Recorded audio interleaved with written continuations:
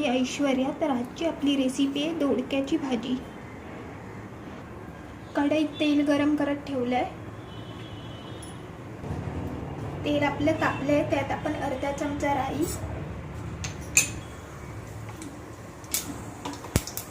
अर्धा चमचा जिरा,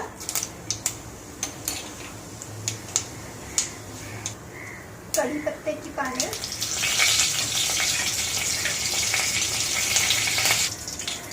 कांदा, चिमूटभर हिंग, थोडा कांदा आणि परतून घेऊया.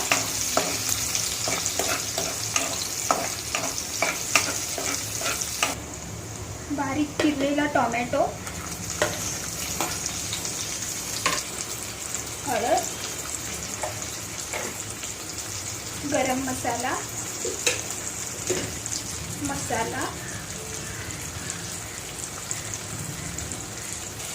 थोडं परतून घेऊ.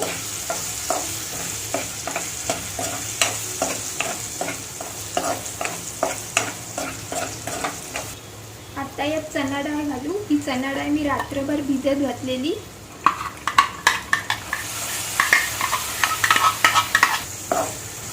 आता परतून घेऊ.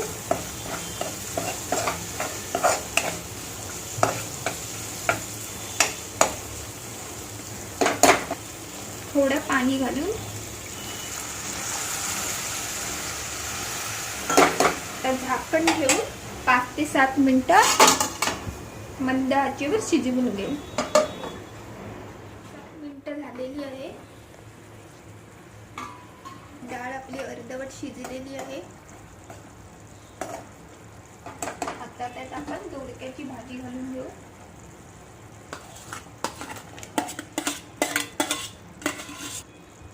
आलं लसूण पेस्ट,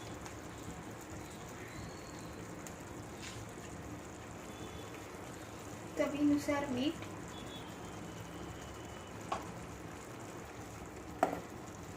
भाजी परतून घेऊ.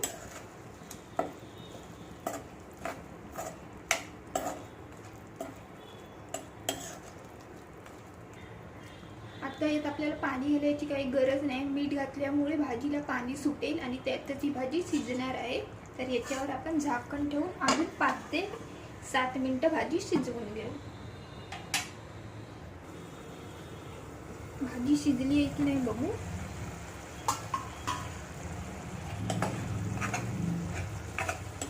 आपली भाजी पूर्णपणे शिजलेली आहे.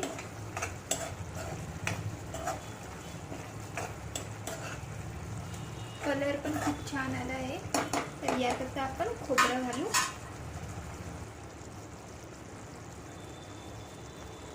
जर तुम्हाला खोबरं नाही घालायचं असेल तर तुम्ही या शेंगदाण्याचं कूट किंवा नुसती अशीच पण ठेवली तरी पण ही भाजी खूप अप्रतिम लागते.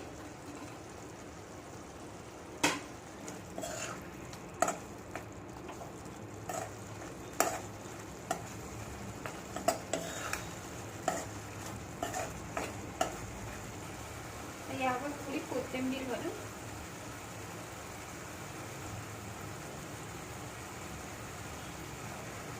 भाजी खूप छान दिसत आहे.